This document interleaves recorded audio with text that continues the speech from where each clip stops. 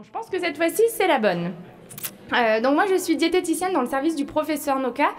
Donc tout d'abord, avant de commencer cette présentation, on va excuser le docteur Sio qui n'a pas pu être parmi nous aujourd'hui et le professeur Noka qui devrait sortir du bloc incessamment sous peu pour nous rejoindre.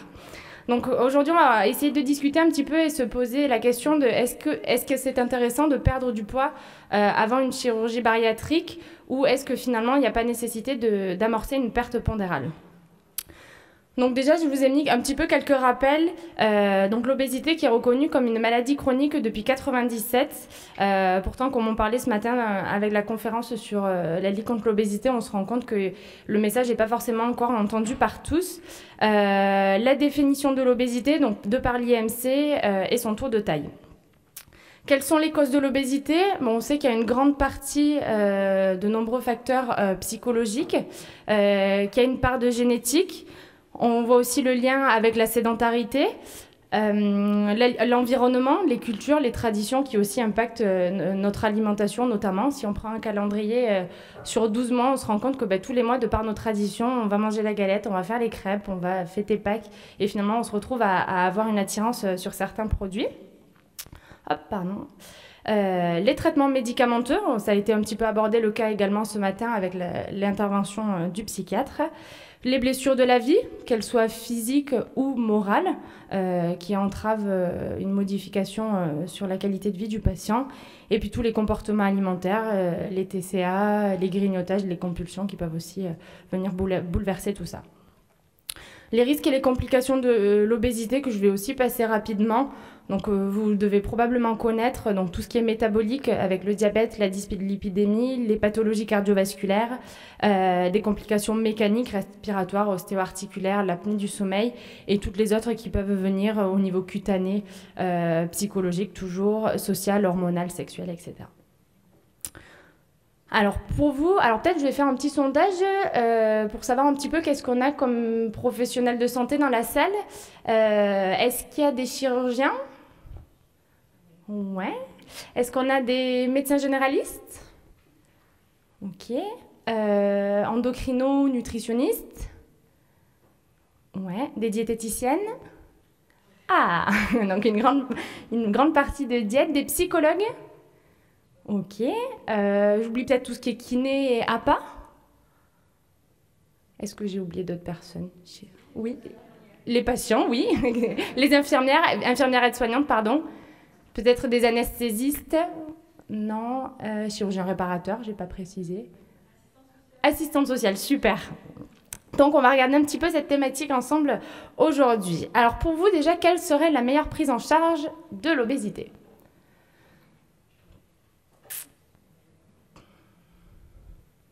Je vous ai déjà endormi.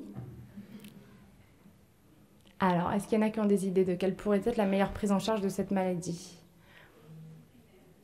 Déjà quelque chose de pluridisciplinaire, exactement, et surtout la prévention, d'accord ? Ce qu'il faut savoir, c'est que vraiment, la chirurgie bariatrique reste vraiment le traitement ultime de cette maladie et qui viendra vraiment en dernier recours et en bout de parcours.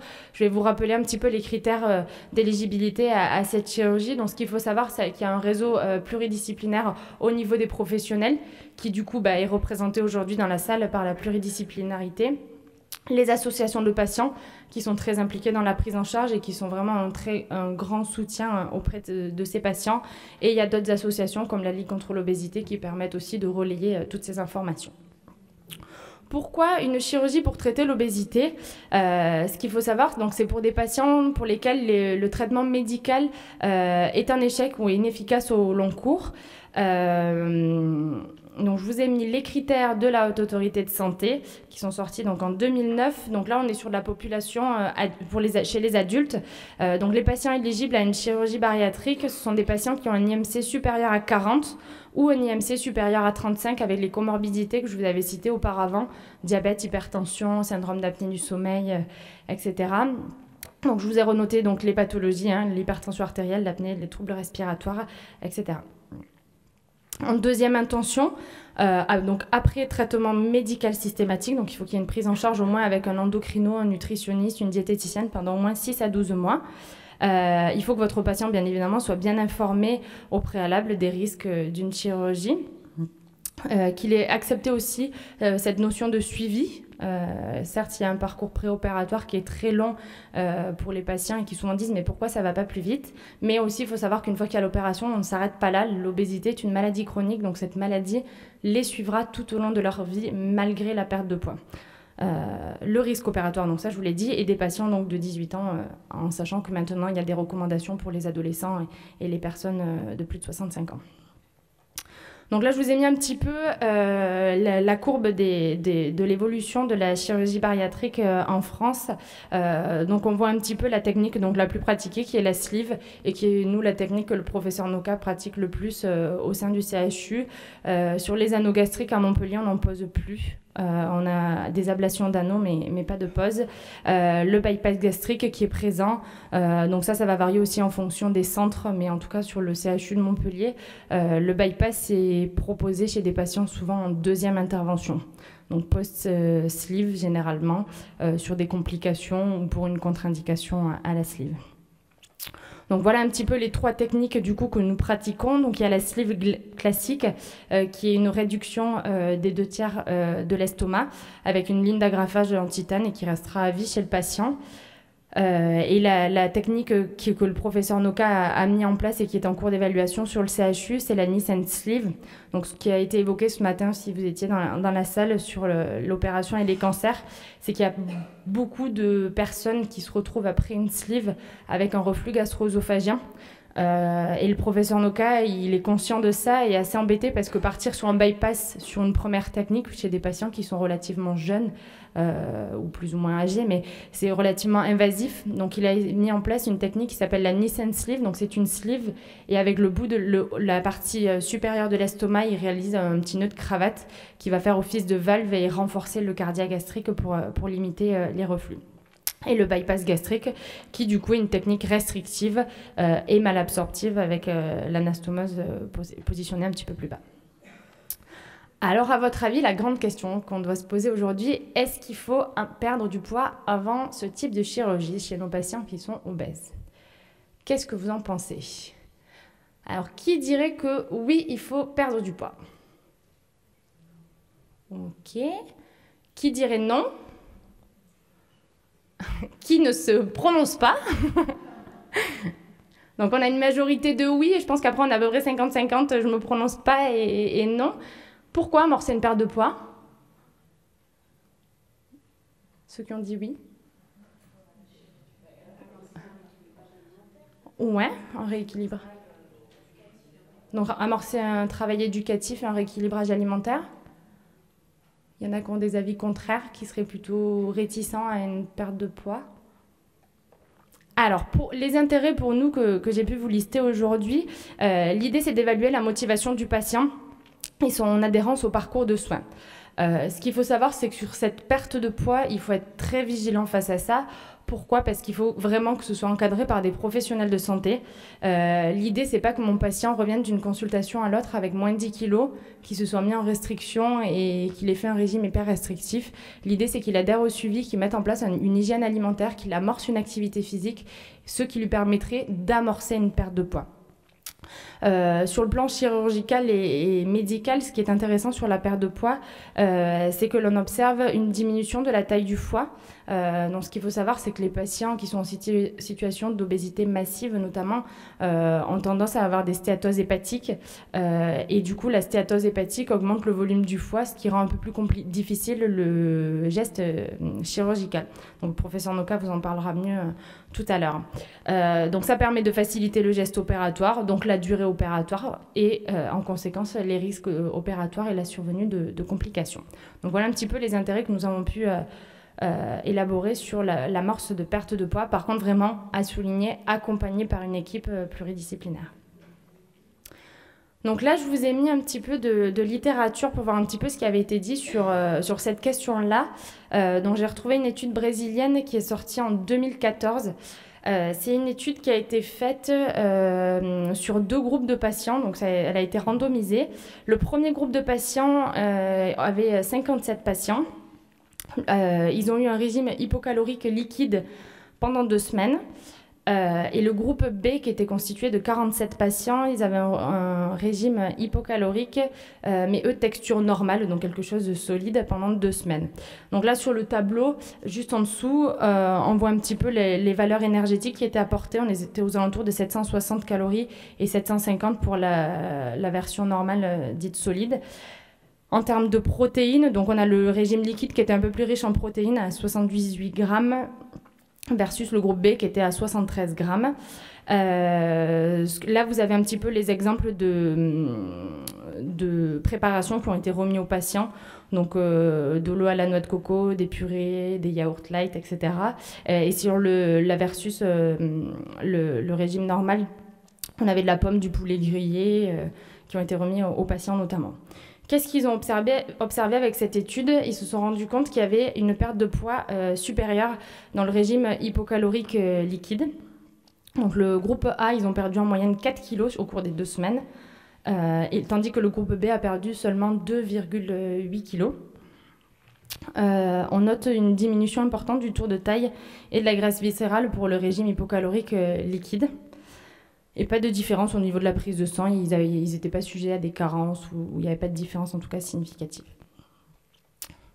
Donc ça, c'est la première étude que j'ai pu vous retrouver. La deuxième étude, c'est une revue littéraire brésilienne qui est sortie en 2017, qui regroupe 9 études, donc on a un total de 849 patients. Là, ils ont regardé un petit peu tout ce qui était fait. Ils se sont rendus compte que la durée moyenne des régimes préopératoires, on était aux alentours de 10 jours, mais jusqu'à 12 semaines. Donc, ce qui est quand même énorme, un régime restrictif sur 12 semaines avant une intervention. Donc là, on a vraiment un panel très large. Donc, ce qui a été observé, c'est la perte de poids qui fluctuait entre 2,8 à 14,8 kg. La taille du foie qui réduisait de 5 à 20%. Ce qui a été vu, c'est que c'était observé majoritairement sur les 2 à 4 semaines de régime. Donc, est-ce qu'il y a un intérêt de pousser un régime sur 12 semaines? Pas de différence significative sur le taux de complications intra-opératoires. Par contre, les chirurgiens notent l'accès à la zone beaucoup plus facilité. Et il y a une observation qui a été faite sur 22 000 patients qui montre une diminution donc, de 13 à 18% de complications post-opératoires, c'est-à-dire les complications qui peuvent survenir entre J0 et la fin du premier mois. Hop. Donc voilà un petit peu ce qui ressort de la littérature. Là, je vais vous montrer un petit peu ce qui se passe au sein du CHU sur Montpellier. Donc je vous ai repris un petit peu le chemin clinique mis en place par l'équipe. Donc le patient, quand il arrive dans notre service, il rencontre en priorité le chirurgien avec une diététicienne, ce qui lui permet de faire le point et de le réorienter sur le parcours de la chirurgie bariatrique. Ce parcours qui va durer au moins 6 mois, comme le recommande l'HAS. Il va avoir différentes consultations sur ce parcours préopératoire qui sont des consultations avec un médecin endocrino, donc soit l'endocrinologue de ville, soit un endocrinologue présent au sein du CHU. C'est également à ce moment-là qu'il peut rencontrer les psychologues, amorcer les séances d'activité physique, etc. Différents examens complémentaires sont proposés aux patients, notamment une fibrogastrie gastrique, le test d'apnée du sommeil si ça n'a pas déjà été fait, les prises de sang, etc. Une fois que le patient a réalisé tout ce parcours, il va réaliser un hôpital de jour. Donc nous, l'hôpital de jour se fait dans le service d'endocrinologie à la Péronie. Sur cette journée, il va y avoir différents professionnels qui vont évaluer le patient, essayer de voir si le comportement du patient mis en place, les éléments mis en place sont favorables à la chirurgie bariatrique, mais également sur le post-opératoire. Est-ce qu'il est adhérent au suivi? Est-ce que c'est un patient qu'on va revoir? Ou est-ce qu'on va le perdre dans la nature? Donc là, sur cette journée, il voit diététicienne, psychologue, endocrino et il a différents examens de réaliser. Suite à cette journée, on a la RCP qui se fait toujours sur la Péronie avec l'équipe endocrino et l'équipe de chirurgie où on discute du patient. Donc si le patient nous paraît un petit peu fragile face à cette opération, si la demande de chirurgie est un peu prématurée, il va repartir au début du parcours. Si le patient paraît pour nous être un bon candidat, il va passer aux étapes suivantes. L'étape suivante, c'est la consultation de restitution avec le professeur Noka. Donc on fait ça maintenant sur un hôpital de jour où sur la journée on réalise l'échographie abdominale justement pour voir un petit peu la taille du foie. Une fois qu'il a fait cet écho-abdo, il verra le professeur Noka qui va justement voir un petit peu la taille du foie et en fonction, je vais vous montrer les différents régimes que l'on peut proposer à nos patients en préopératoire pour les aider justement à amorcer la perte de poids. Et ensuite vient l'opération et puis le suivi pluridisciplinaire à vie. Donc ça, au début, il est relativement rapproché avec des visites à 1 mois, 3 mois, 6 mois, 1 an. À partir de la première année, on va intercaler plutôt à 1 fois par an. Ce suivi, bien évidemment, est pluridisciplinaire, avec l'endocrino, le chirurgien, les psychologues et les professionnels dont le patient a besoin. Donc voilà, quels sont les éléments que nous, on a pu mettre en place sur ce parcours? Donc, il y a un régime préopératoire qui est mis en place au vu des études qui étaient sorties, qui est un régime hyperprotéiné. Donc, ce régime est proposé principalement aux patients qui ont un IMC supérieur à 40 pour une durée de 1 semaine. Pour les patients qui ont un IMC supérieur à 50, on va basculer entre 1 à 2 semaines. L'idée, donc je vous l'ai dit un petit peu tout à l'heure, c'est de diminuer la taille du foie, les complications et surtout de maintenir la masse musculaire parce qu'on sait que nos patients en post-opératoire, notamment sur le premier mois, on a une grande perte musculaire qui est connue et évaluée. Donc, comment proposer ce régime? Nous, on a 2 alternatives possibles sur le service. On a la Bariatric Box, c'est un laboratoire qui propose ça, donc je vous ai mis la photo juste ici. Ce sont des sachets hyperprotéinés liquides, un petit peu comme sur l'étude, que le patient peut prendre. On va être à peu près à 90 calories par sachet, en sachant que le patient doit en prendre 5 à 6 par jour, donc il y a des goûts divers, hein, autant sucré que salé. En taux de protéines, on est à 15-18 grammes, donc ça représente à peu près une centaine de grammes sur la journée. Ce qu'il faut savoir, c'est qu'à côté de ces sachets, le patient peut quand même manger des légumes. Ils sont autorisés. Par contre, cette box a un coût qui est de 120 €. Donc, nos patients obèses qui sont généralement une population précaire ou en tout cas qui ont parfois des difficultés financières ne peuvent pas forcément accéder à ce type de régime. Donc voilà pour la Bariatric Box. La deuxième alternative, qui du coup concerne plus de la diététique, est un régime hyperprotéiné, limité en graisse, en sucre et en alcool. Je vous ai mis les petits détails par la suite que nous on propose à ces patients-là. Donc voilà, le principe de ce régime-là, donc on majore l'apport en protéines, on exclut totalement tout ce qui est graisse de mauvaise qualité, les beurres, les crèmes fraîches, les fromages, les plats industriels, etc. Tout ce qui est huile végétale, on le tolère en quantité modérée, bien évidemment. On enlève tous les sucres, notamment les sucres rapides, et on supprime l'alcool le temps de cette durée de régime variable d'1 à 2 semaines.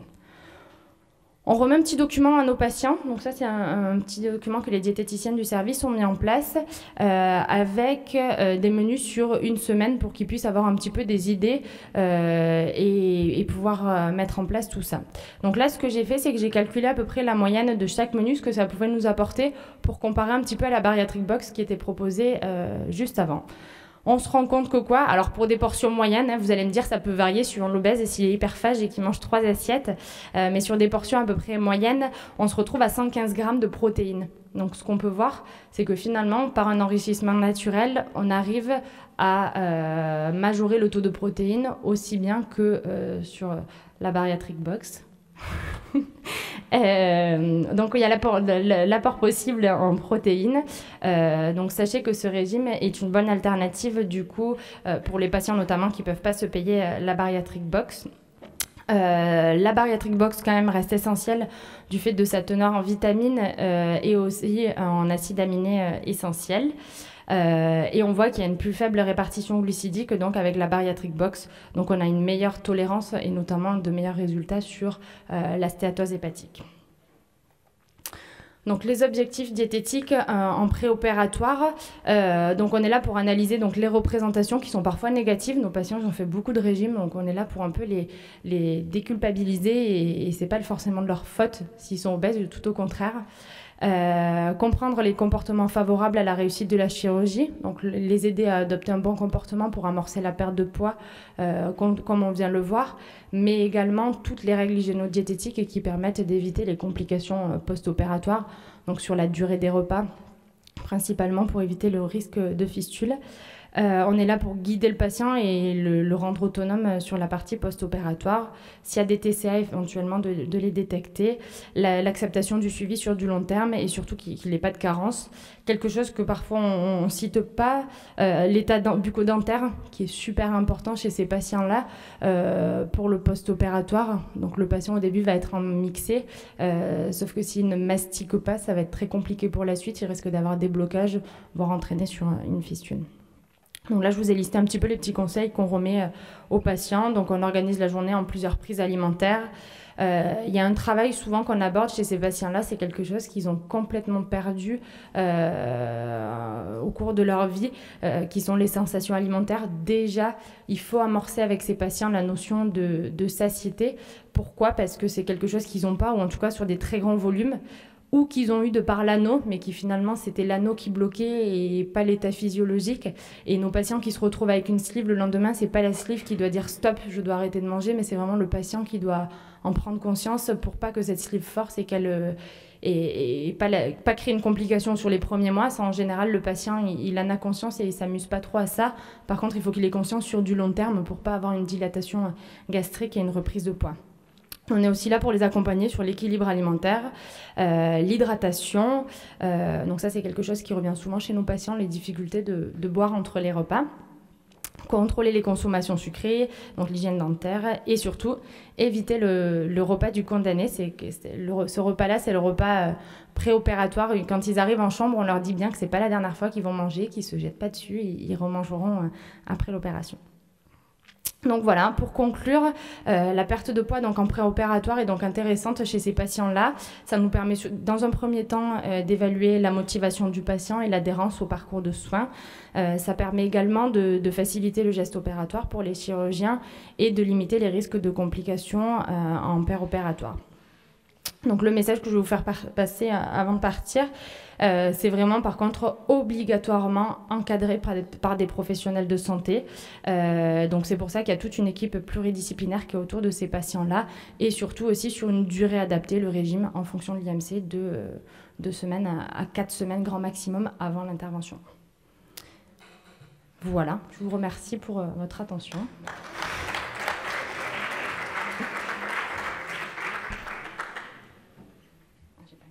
Bonjour, donc je suis désolé, j'étais un peu en retard parce que le patient qu'on a opéré, il n'avait pas été préparé, donc du coup c'était plus difficile et j'ai mis plus de temps que prévu, quoi. Donc bonjour à tous, moi je suis le professeur Noka, je m'occupe donc de l'équipe de chirurgie digestive. Pourquoi ce thème de la préparation il est important? Parce que vous avez dû entendre parler des fameux régimes yaourt. Qui a entendu parler des régimes yaourt?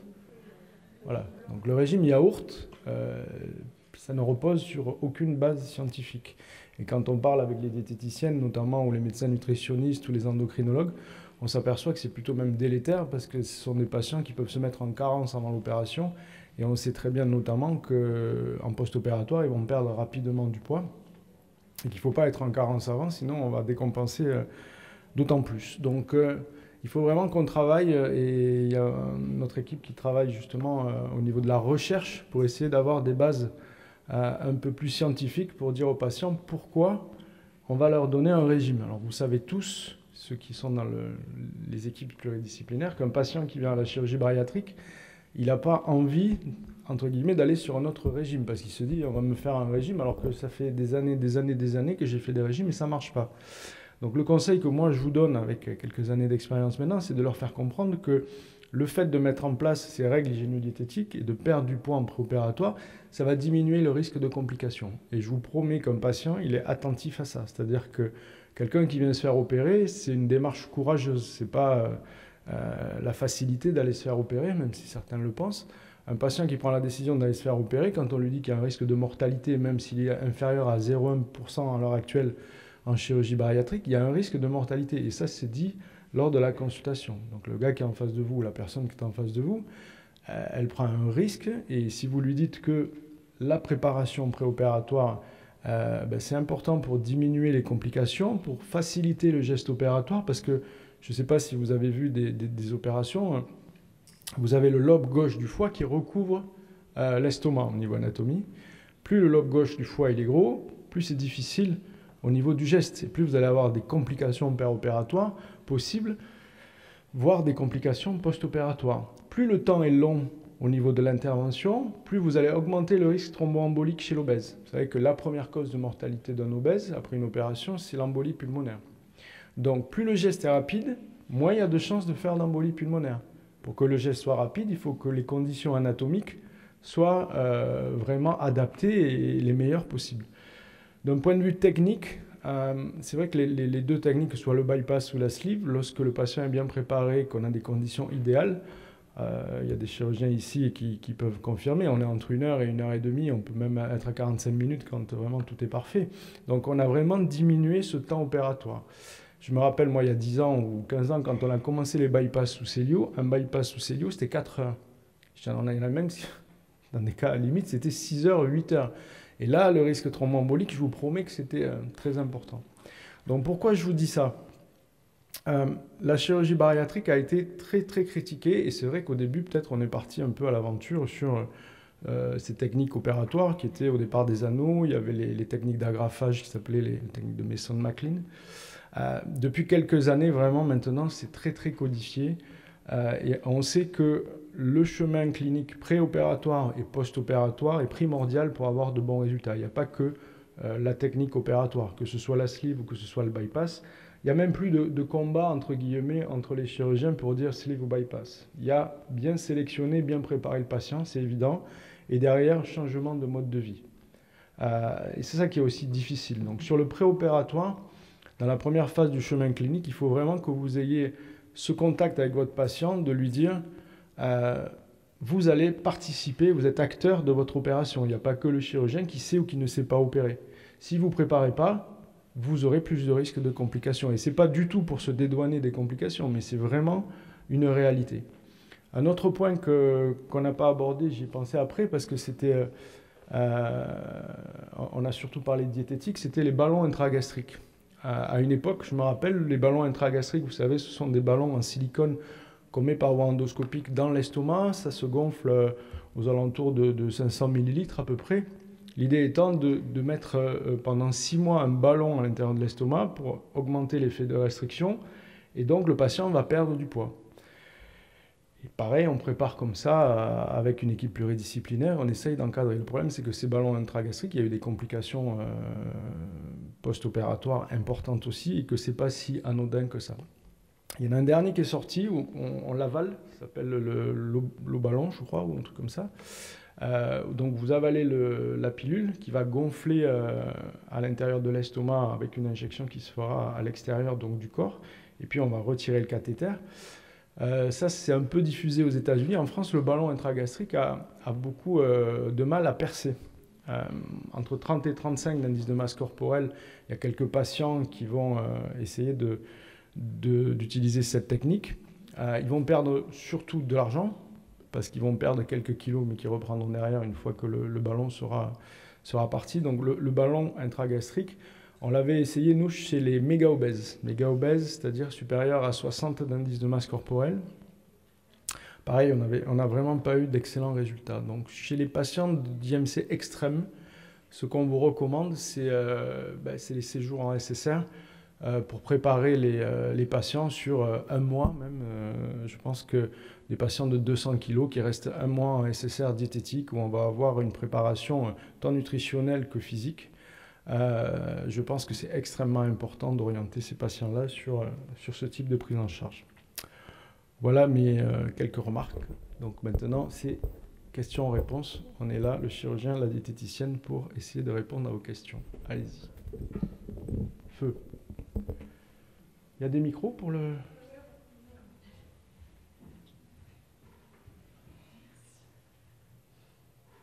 Juste pour savoir, dans la salle, qui est chirurgien, à part les deux de devant, 3, 4 chirurgiens, qui est endocrinologue, médecin nutritionniste, 1, 2, 3, ouais, pareil, diététicienne, super, donc tu vas avoir plein de questions, c'est cool. Infirmier? Ah ouais, quand même. Il y a des psys aussi? Il y a des directeurs d'SSR aussi? Non.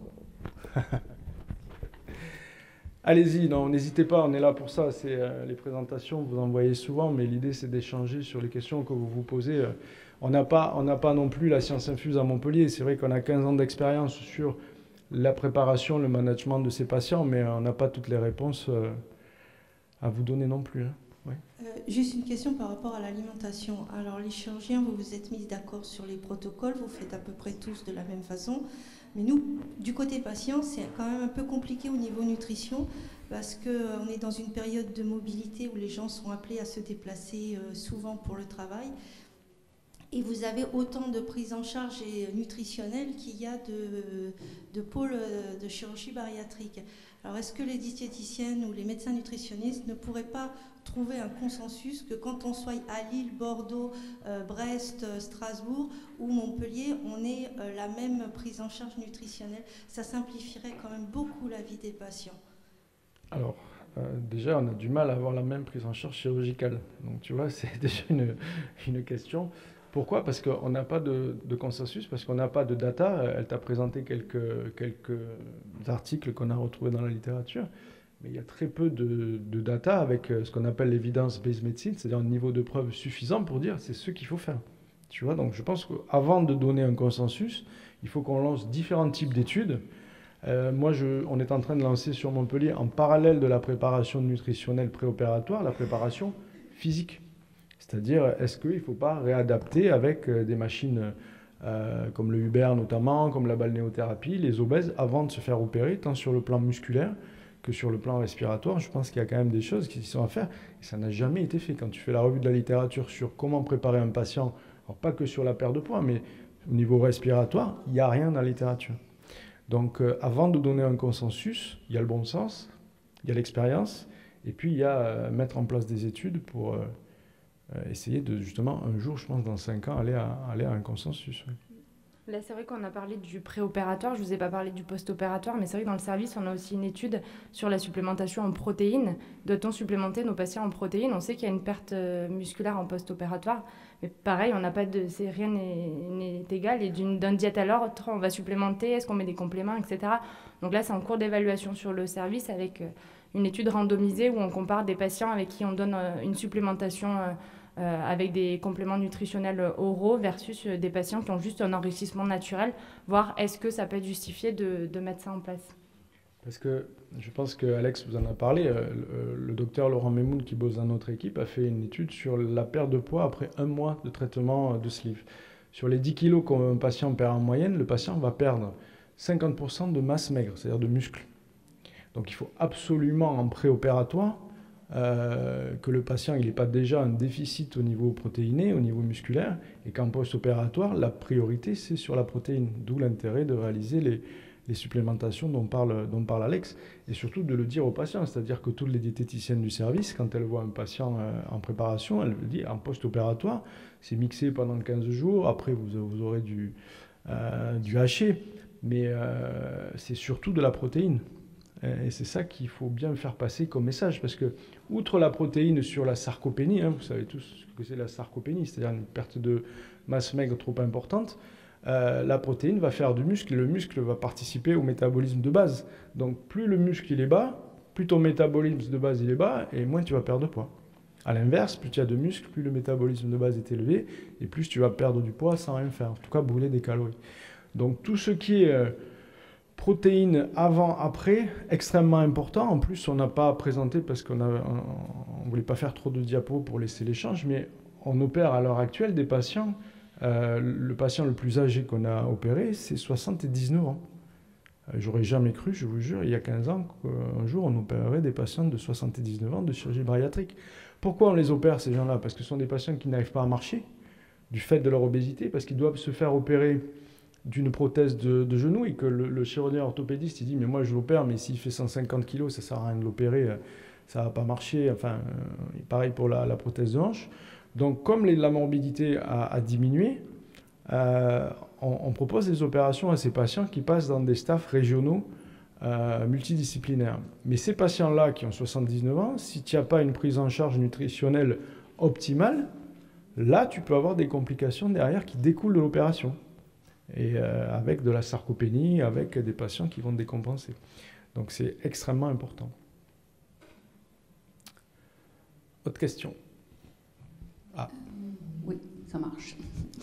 J'avais une petite question concernant la perte de poids. Finalement, est-ce que vous avez un pourcentage sur les patients qui sont suivis en préopératoire et qui finalement, ayant une perte de poids suffisante, n'ont pas eu un recours à la chirurgie avec une bonne prise en charge pluridisciplinaire au préalable?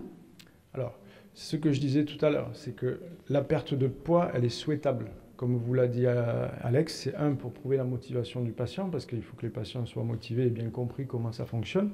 Et deuxièmement, parce que ça va faciliter le geste. Maintenant, si un patient ne perd pas de poids, on ne va pas contre-indiquer l'opération. Vous voyez ce que je veux dire? C'est-à-dire que quelqu'un qui a 160 kg, si malgré le fait qu'il a ce problème au niveau alimentaire et la rééducation, il n'arrive pas à perdre 20 kg, ben on va quand même l'opérer s'il a respecté la règle des consultations et réadapté les règles hygiéno-diététiques qu'on a données. Ce qu'on n'arrive pas à comprendre, c'est que normalement à 160 kg, si tu réadaptes ton alimentation, tu vas perdre un petit peu de poids. Ça paraît logique. Donc je pense qu'à la maison, il y a les 50% ou 75% même des patients qui te disent oui et qui font l'inverse. Ce que vous disiez, je crois, c'est justement les patients qui n'auraient pas recours à la chirurgie. Parce qu'ils avaient justement mais enclenché le problème de ces patients-là, c'est que nous, dans le service de chirurgie, on ne les revoit pas. Si, tu les revois quand ils ont repris.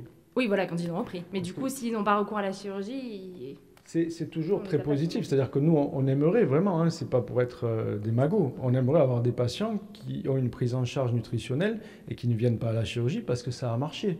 Sauf qu'on sait très bien, et là il y a des preuves dans la littérature, que la prise en charge nutritionnelle au-delà de 40 d'IMC, c'est 1% de réussite. Et c'est pas c'est pas la faute des médecins nutritionnistes ou des endocrinos, c'est que vous n'avez pas de médicaments. Le problème qu'on a avec l'obésité, et au début les endocrinologues et les nutritionnistes se sont accrochés avec les chirurgiens, c'est que les chirurgiens ils présentaient des taux de réussite entre 60 et 70% sur les IMC supérieurs à 40, et l'endocrinologue à 1%. Donc à un moment donné, si tu veux, nous on ne comprenait pas.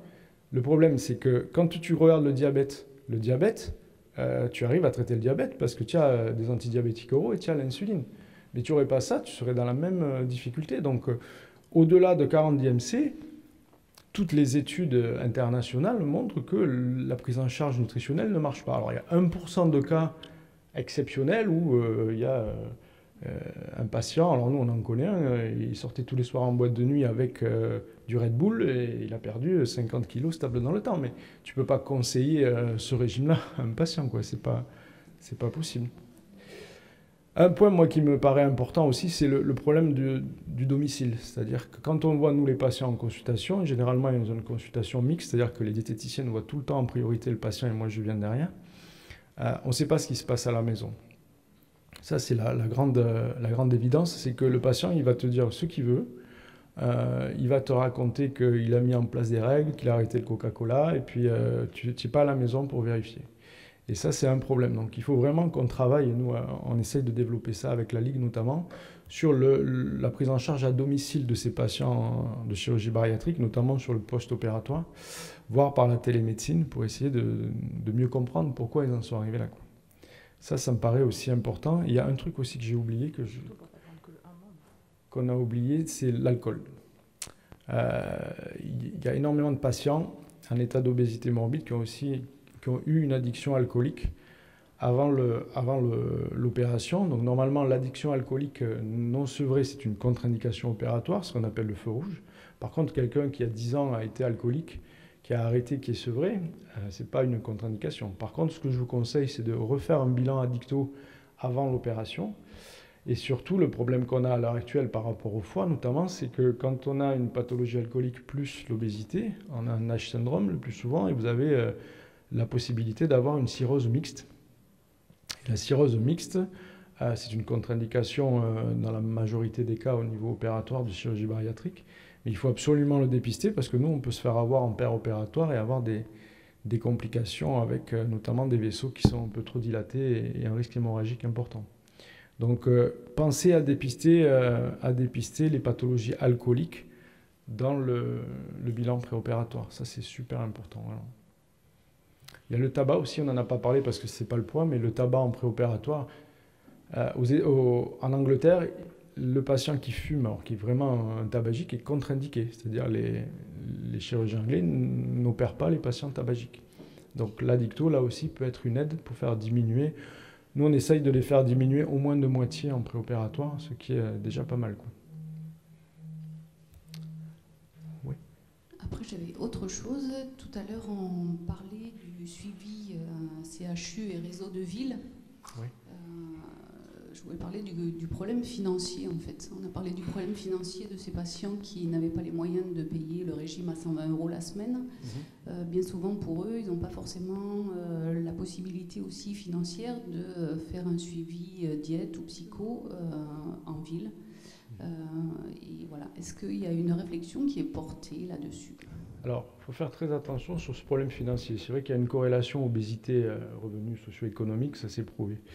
Le coût des 100 € ou 120 € par semaine, quand tu as un patient qui fume 2 paquets de cigarettes par jour, dans la semaine, ça coûte ça, hein, ça coûte 120 €. Donc, il y a une notion de motivation aussi qui peut être apportée à ça. Après, il y en a d'autres qui sont dans des situations précaires. Dans ce cas-là, nous, ce qu'on a essayé de mettre en place, c'est des hospitalisations de jour, en tout cas la première année, où il y a une réévaluation pluridisciplinaire avec la diététicienne, la psychologue, le nutritionniste et le chirurgien, ce qui permet sur une journée, une fois par an, quand on a des patients en difficulté, d'avoir cette évaluation. L'idée, je pense, c'est de créer des réseaux, comme vous dites, mais un médecin nutritionniste, c'est remboursé pour un patient. Là où on est plus en difficulté, c'est plus sur le côté psychologique, c'est-à-dire que le médecin nutritionniste, le médecin généraliste, l'endocrino, c'est remboursé par la sécurité sociale. La psychologue n'est toujours pas remboursée. Et pour avoir été dans des réunions au ministère et à la CNAM, c'est pas prêt d'être remboursé. C'est-à-dire que tout ce qui est... Diététicienne non plus. Hein. J'entends bien, mais enfin, un médecin nutritionniste peut aider sur le côté nutritionnel. Tu es d'accord avec moi? Ou pas? Voilà. Au niveau psychologique, même si le médecin généraliste peut aider, c'est vrai que souvent le temps alloué par une consultation de médecine générale est assez court et que le psychologue prend quand même le temps de faire parler le patient. Un point où on est mauvais encore, c'est sur le côté assistante sociale. C'est-à-dire qu'en France, moi je suis convaincu, hein, au-delà du chirurgien, de la diététicienne, de la psychologue, que la personne la plus importante, c'est l'assistante sociale dans l'équipe. Et on n'est toujours pas arrivé, au bout de 15 ans dans mon équipe, on n'est toujours pas arrivé à en avoir une. Tu vois, et pourtant, on a réfléchi à comment on pouvait faire. Donc déjà, il n'y a pas beaucoup de professionnels en place au niveau régional pour pouvoir participer à ces projets-là. Mais vraiment, quand tu écoutes les patients, et nous, on en a vu plus de 4000 maintenant depuis 15 ans au CHU, dans 50% des cas, c'est un problème social. C'est une femme qui se fait taper dessus par son mari, c'est un patient qui a perdu son boulot, qui n'arrive pas à retrouver, qui décompense, c'est un décès qui est mal compensé au niveau familial. Enfin, il y a quand même pas mal de facteurs sociaux qu'on pourrait dépister si on allait chez les gens. Et je vous le redis une dernière fois, je suis convaincu, et nous on pousse à la Ligue dans ce sens-là, je suis convaincu qu'il faut qu'on trouve un système pour rentrer chez les gens. Moi je dis toujours, quand j'étais gamin, j'avais un médecin généraliste qui venait à la maison, qui voyait où j'habitais, qui regardait la famille, comment elle vivait, même si ce n'était pas exceptionnel, mais tu avais une notion de comment vit le patient. Et l'obésité, c'est essentiellement un problème de façon de vivre, quoi. Il n'y a pas que le fait de manger beaucoup, il y a le fait de ne pas bouger assez, il y a le fait d'être stressé. Et nous, on est en chirurgie, on arrive trop tard, on le sait, hein, on est d'accord là-dessus. Donc sur la prévention, on a le projet CORE à la Ligue qui, je pense, va être intéressant à évaluer sur du long terme. Et sur le post-opératoire, il faut absolument qu'on ait un suivi. Alors la télémédecine est intéressante, on avait fait un premier test qui avait été assez concluant sur la Ligue. Plus les outils de télémédecine vont être faciles à utiliser, plus on pourra s'améliorer. Mais on a déjà bien progressé quand même.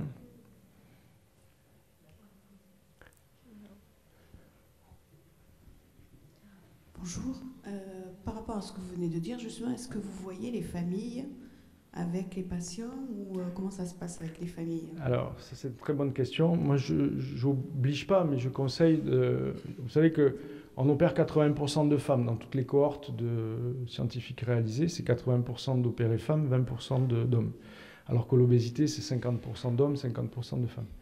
Et c'est vrai qu'on dit essentiellement de venir en couple, au moins sur une des 2 consultations, pour qu'il y ait une information à la famille. Alors, ce que j'ai développé avec l'équipe et qui va être fonctionnel l'année prochaine, on a développé un Serious Game.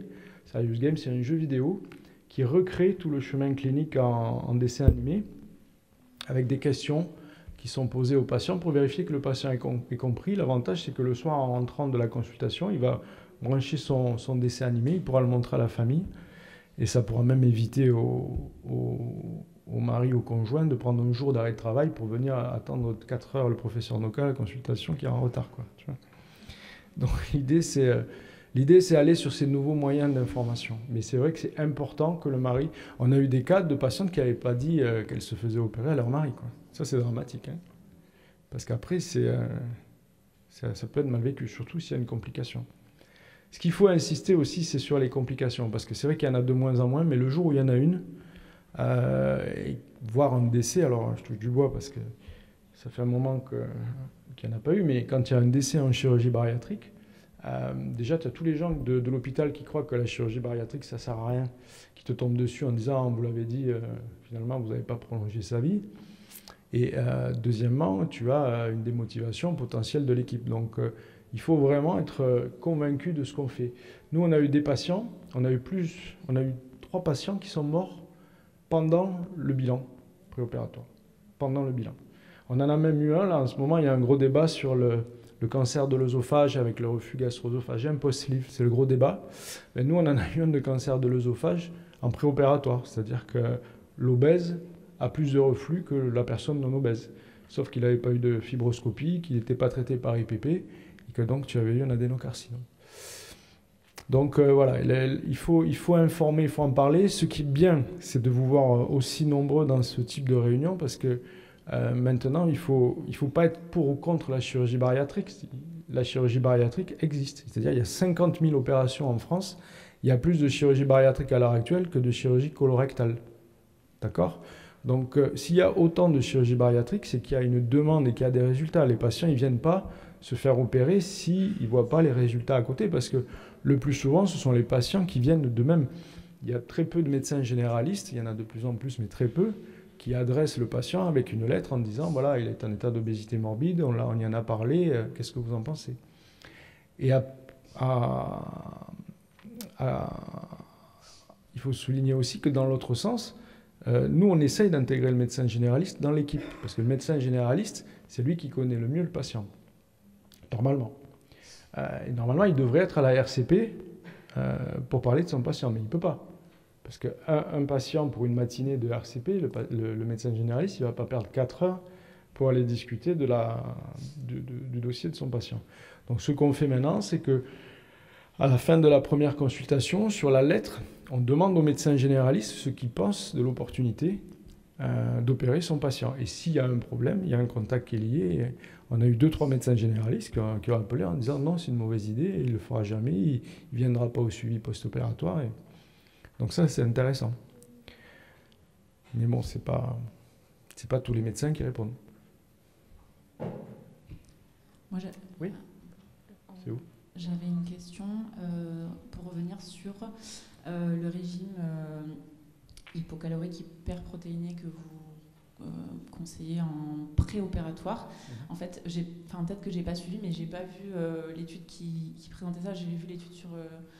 il y avait un régime hypocalorique d'un côté mixé, l'autre côté liquide, oui. Mais j'ai pas, peut-être que j'ai raté vu de présentation sur la bariatric box, tu veux dire ? Oui, voilà. Non. Alors, il y a plusieurs études.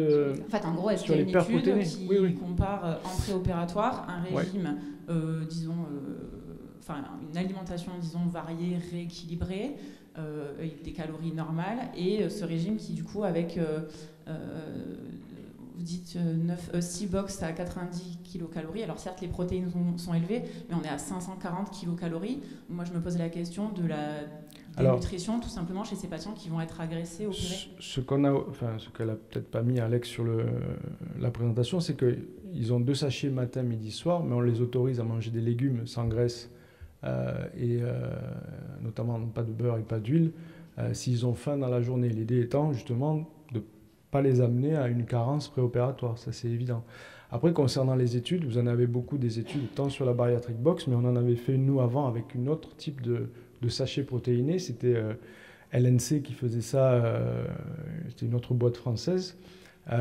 On avait mis en évidence et publié à la SOFCO qu'on avait une perte de 10% du volume du foie. Parce que vraiment, au départ, pour être tout à fait honnête, moi, ce qui m'intéressait, c'était le volume du foie. Je ne pensais même pas à la sarcopénie. La sarcopénie, on en parle depuis 4-5 ans parce que Laurent nous a mis un peu sur la piste et a trouvé qu'on avait cette perte de masse maigre derrière l'opération. Mais moi, c'était surtout le volume du foie. Et tous les chirurgiens qui proposaient les fameux régimes yaourt, c'était par rapport au volume du foie. Donc là, par contre, tu as des références sur c'est l'étude obéminale où tu as 10% de perte de poids. Et dans la bariatric box, tu as il y a une dizaine d'études qui montrent l'intérêt.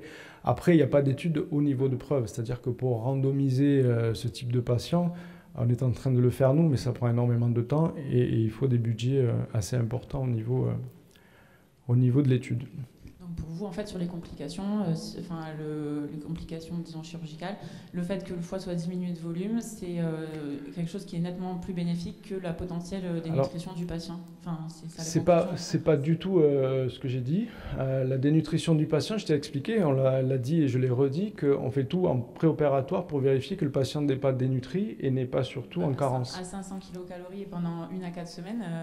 Il n'est pas à 500 kilocalories. Je viens de te dire qu'il y a des légumes qui sont donnés et qui sont apportés pour que le patient n'ait pas faim à 500 kilocalories. Faut y aller pour...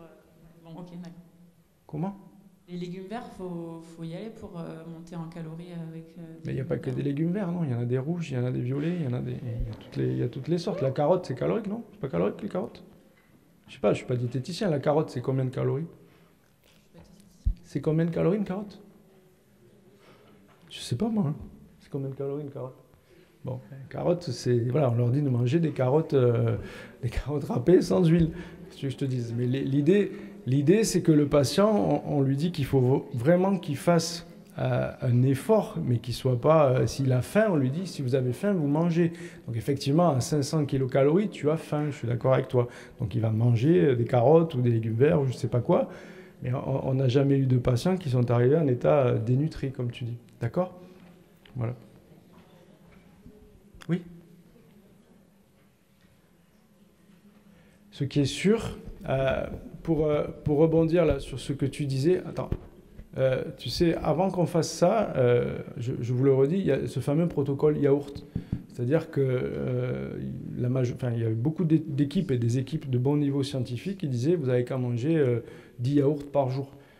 Je suis plus inquiet par 10 yaourts par jour que par des sachets protéinés où il y a les vitamines à l'intérieur, où on dit de manger des légumes en parallèle. Aussi, tu vois ce que je veux dire ? Aussi, je suis plus inquiète. Après, qu'il faille évaluer au plus près la notion de calories, je ne sais pas. Après, ce qu'il faut savoir, c'est que c'est sur une courte période. Hein. Globalement, on le donne aux patients une semaine avant. Donc, il y a 5-6 jours de son intervention. Oui, j'entends bien, mais c'est justement exactement pour ça que je me posais la question. Est-ce que sur cette courte période, il y avait vraiment un avantage sur le foie et sur les complications, et pas une dénutrition qui peut arriver très très vite. Mais la taille du foie, c'est 10%, c'est-à-dire que c'est quand même assez important.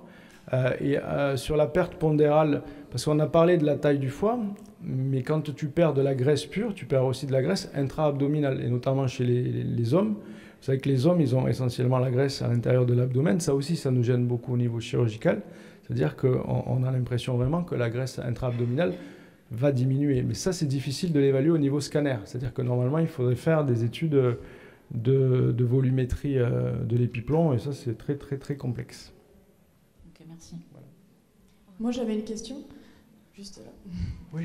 Vous avez parlé tout à l'heure de préparation physique avant la chirurgie. Oui. J'aurais voulu savoir quels sont vraiment concrètement les avantages pour la post-chirurgie. Alors ça, on ne le sait pas. C'est comme, si tu veux... C'est parti d'un raisonnement. Les orthopédistes, avant, ne préparaient pas les patients avant les interventions de chirurgie du genou ou de la hanche. Et ils se sont aperçus qu'en faisant du muscle en préopératoire, ils allaient potentiellement améliorer le suivi, avoir une réadaptation plus rapide. Et en discutant avec l'équipe de Jaber d'anesthésie, on s'est dit, mais pourquoi nous aussi, on n'essaierait pas d'anticiper cette perte de masse maigre, puisqu'on sait que de toute façon, on va avoir une perte de masse maigre. Et j'ai aucune étude scientifique à te donner. Par contre... là aussi, le bon sens fait que si tu améliores la capacité respiratoire en préopératoire, tu auras besoin de moins de pression d'insufflation au niveau pulmonaire. Et au niveau musculaire, je pense que tu devrais avoir un bon résultat derrière. Mais ça, on est en train de le mettre en place. Alors après, je te laisse la parole, je parle beaucoup, mais il faut savoir comment faire l'activité physique avec un obèse. C'est-à-dire que tu ne vas pas demander à un obèse de monter sur un vélo et de pédaler pendant 2 heures, surtout s'il fait 160 kg. Par contre, la balnéothérapie et les nouvelles techniques là, de Hubert, avec un kiné qui sait gérer ça, moi je pense que ça peut avoir, pour faire essentiellement des gainages, tu vois, sur les muscles profonds, ça peut avoir un intérêt. Après, sans études, ce qui est intéressant aussi sur l'activité physique, c'est l'adhérence du patient au suivi et sa motivation, parce qu'en post-opératoire, il a déjà beaucoup de choses à gérer, surtout avec un petit estomac, réapprendre à s'écouter, etc. Si en amont, il a déjà mis en place certains éléments, et notamment l'activité physique, en post-opératoire, en ayant perdu du poids, eh bien, dans son quotidien, il pourra aussi facilement reprendre un petit peu ce qu'il avait mis en place avant. Oui. Vous disiez avoir une vingtaine d'années de recul. Moi, ma question était, que se passe-t-il si, enfin c'est pas si, puisque ça arrive, quand un patient reprend du poids après une sleeve? Très bien. Qu'est-ce qu'on peut faire? Très bonne question. Vous avez la personne en charge de l'hospitalisation de jour des échecs, puisque vous avez raison, on est à 30% d'échecs, on va dire, sur la chirurgie bariatrique avec la sleeve. Alors, c'est quoi un échec en chirurgie bariatrique? Il y a un indice qui s'appelle l'indice de Reinhold, qui va évaluer la réussite si vous avez plus de 50% de perte d'excès de poids à 2 ans. Si vous perdez plus de 50% de votre excès de poids, vous êtes en réussite. Si vous avez moins de 25% de perte d'excès de poids, vous êtes en échec. Ça, c'est la première cause de consultation. Donc, ce sont des gens qui sont à moins de 25% ou des gens qui avaient eu un résultat satisfaisant et qui, dans le temps, vont reprendre.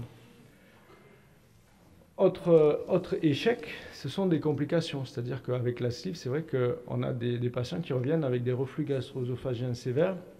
Et souvent, on est obligé de faire une conversion en bypass. Donc, vous avez dit qu'il y a des échecs avec la sleeve, mais il y a aussi des échecs avec le bypass, puisqu'on est à 25%, 30%, pareil, dans le temps d'échec avec les bypass. Donc, l'idée, c'est quoi? Quand on a un échec, il faut comprendre pourquoi il y a un échec. D'où l'intérêt de l'hospitalisation de jour d'échec, où là, par contre, on va prendre le temps. Il y a une volumétrie gastrique qui est obligatoire à réaliser pour savoir si c'est un problème mécanique. Le problème mécanique, c'est quoi? C'est que quand vous réalisez une sleeve, donc une gastrectomie en manchon, on dit on enlève les 2/3 de l'estomac. En fait, l'anatomie de l'estomac, elle varie énormément d'un patient à un autre. Donc, on a un tube de calibrage, et à la fin de l'intervention, normalement, il doit rester à peu près 150 ml. Si vous faites une volumétrie, que vous avez un patient qui a une volumétrie à 900 ml, c'est qu'il y a un problème. Donc, c'est-à-dire que probablement, il y a des conditions opératoires qui étaient difficiles et peut-être le chirurgien n'a pas obligatoirement réalisé une sleeve assez serrée. L'autre problème du reflux, il impacte sur le poids aussi. C'est-à-dire que vous savez bien que quand on a du reflux, on grignote un petit peu la journée pour calmer le reflux avec les aliments. Et je suis convaincu, ça on ne l'a pas prouvé, mais on va essayer de sortir les stats, je suis convaincu que les gens qui ont du reflux ont plus d'échecs parce qu'ils grignotent toute la journée pour calmer le reflux, en plus de potentiellement des règlements psychologiques par rapport à la prise alimentaire. Donc, quand il y a une reprise pondérale ou un échec, il faut essayer de comprendre pourquoi. Est-ce que c'est un problème mécanique, une erreur chirurgicale, ou en tout cas une technique qui n'était pas assez précise? Est-ce que c'est le patient qui ne respecte pas les consignes? Moi, je vais vous donner l'anecdote que je dis tout le temps. Hein. Quand j'étais chef de clinique, on faisait des... tu la connais. On faisait des anneaux à Montpellier. Donc, on a arrêté en 2008 le programme des anneaux. Donc, on met un anneau à une patiente qui avait eu un feu vert, et puis elle revient 6 mois après, elle me dit « mais je comprends pas, je mange pas et je perds pas de poids ». Donc ça, déjà, quelqu'un qui mange pas, même s'il n'y a pas 500 calories, qui perd pas de poids, il y a un souci. Elle me dit « je mange que des yaourts ». D'accord. Et vous mangez combien de yaourts? Elle mangeait 17 danettes par jour. Donc que tu fasses un anneau, que tu fasses une sleeve, que tu fasses un bypass, si le patient à la maison il mange 17 danettes, il apporte 4500 calories. Et ça, tu peux pas le... Tu vois? Donc, ça, il faut vraiment le diagnostiquer. Est-ce que c'est une erreur de sélection dès le départ? C'est ce que je vous ai dit tout à l'heure. Ce que je vous ai dit, la technique opératoire, elle est importante, mais c'est la sélection qui est encore plus importante. C'est-à-dire qu'on commence à avoir de plus en plus de data pour connaître les facteurs prédictifs de réussite. Facteurs prédictifs de réussite de la chirurgie bariatrique, c'est 1, le patient jeûne. Moins de 30 ans, réussite 90% des cas. Deuxièmement, c'est le patient hyperphage. C'est le patient qui va manger beaucoup aux 3 repas. Lui, vous pouvez lui redonner la satiété, ce qu'il a perdu. Troisièmement, c'est le patient qui va pouvoir reprendre une activité physique. Je m'explique. Vous avez un patient qui a une prothèse de hanche, il vous dit « j'ai pris du poids, depuis que j'ai ma prothèse, j'arrive plus à courir, j'arrive plus à faire de l'activité physique ». Mais ce patient-là, il aura moins de perte de poids qu'un patient qui peut courir, qui peut reprendre l'activité physique derrière. Tu vois ? Donc c'est vrai que les échecs, il y en a, et c'est bien d'en parler parce qu'on a tendance à être assez satisfait de nous au niveau chirurgical. Mais comme je vous l'ai dit, il y a des complications potentiellement gravissimes. Heureusement, il y en a de moins en moins. Mais il y a aussi des gens qui sont en échec. Et l'échec, il est violent, l'échec, quand le patient a beaucoup perdu et qui reprend. Parce que ce patient-là, un patient qui a perdu 80 kilos et qui va en reprendre 50, il va être traumatisé. Et donc, il faut vite le prendre en charge. C'est pour ça que le suivi post-opératoire, on essaye d'insister sur le fait que c'est important et à vie. Parce qu'il ne faut pas attendre de reprendre 50 kilos pour comprendre qu'il y a quelque chose qui se passe. Mais bon, là, c'est de la théorie, c'est-à-dire que ce n'est pas si facile que ça. Justement, comment on peut le reprendre en charge, quoi ?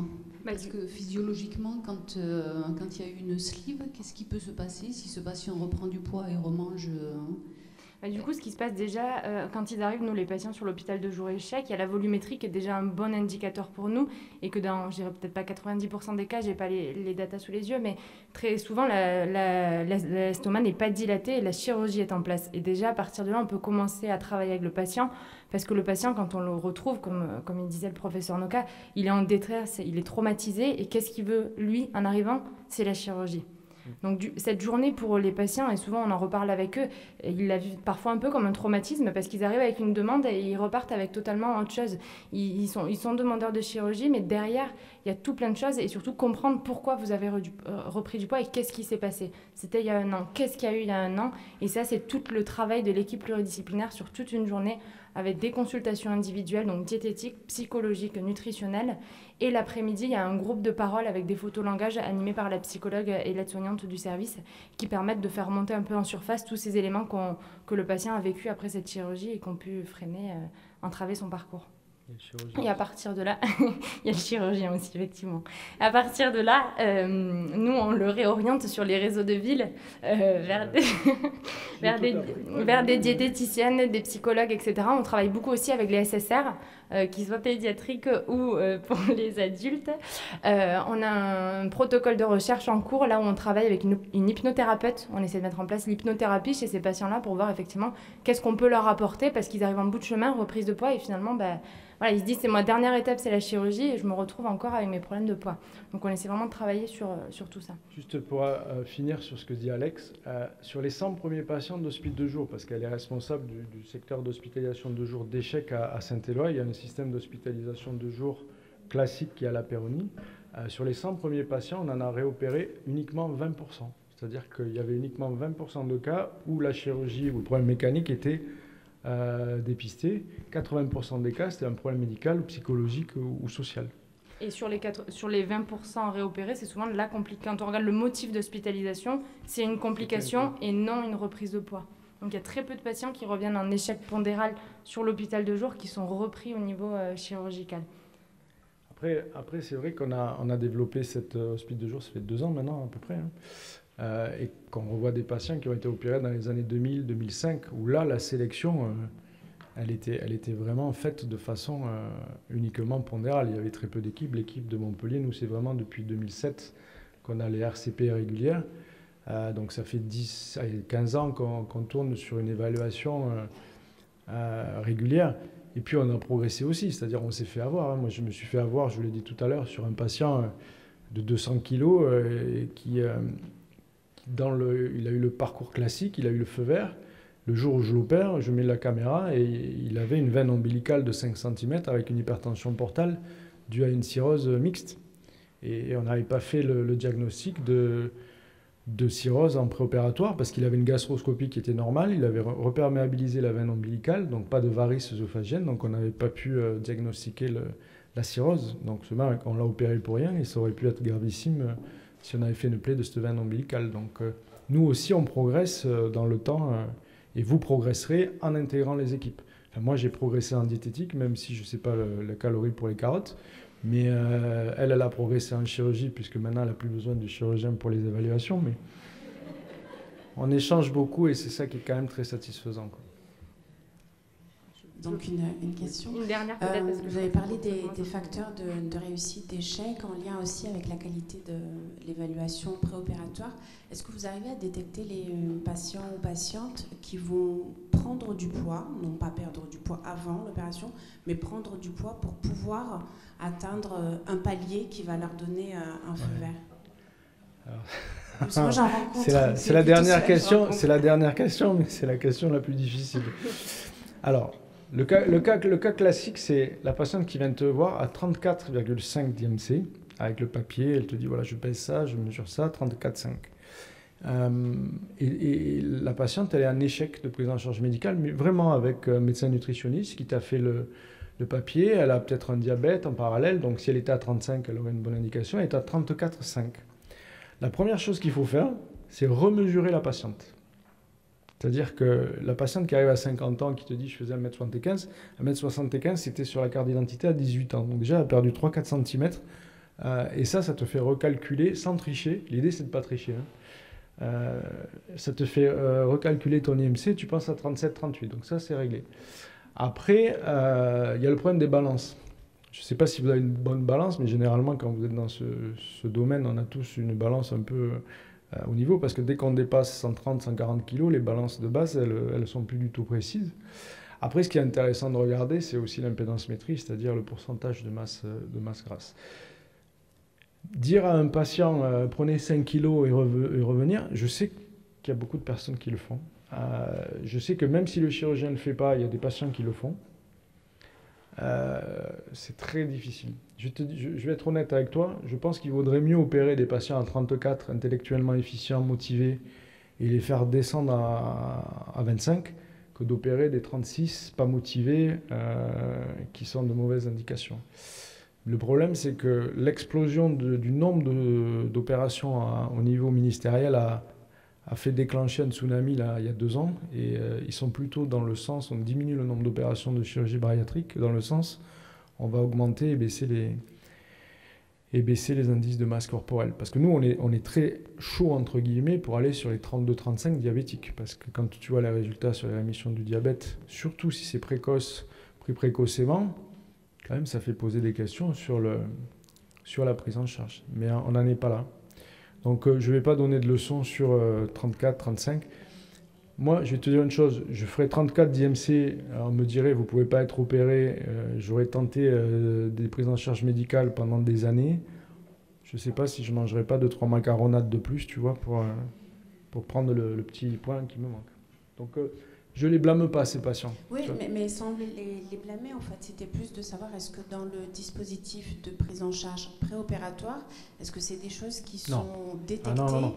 Pour pouvoir être accompagnées, justement? L'idée, ça va être de plus en plus contrôlé. C'est-à-dire que là, on a une réunion à l'ARS jeudi, où maintenant, on a réussi à mettre en place la notion de pertinence des soins. Et donc, toutes les équipes vont être inspectées, entre guillemets, sur la durée du chemin clinique qui est de 6 mois obligatoire et les indications sur le poids. Donc, il y a des tirages au sort qui vont être faits dans les équipes de dossier où des experts vont aller voir que les règles sont respectées. S'il y a des règles, il faut les respecter. Après, c'est vrai que les règles du 35 d'indice de masse corporelle, je ne sais pas qui a dit que c'était 35, parce qu'en 1991, je crois que tu avais mis la diapo, c'est là qu'on a dit supérieur à 40, l'obésité morbide et il n'y a que la chirurgie, mais qui a décidé 35? Je ne sais pas. C'est comme ça. Hein? Qu'est-ce que tu as? C'était pas toi. Merci. Merci beaucoup. Vous êtes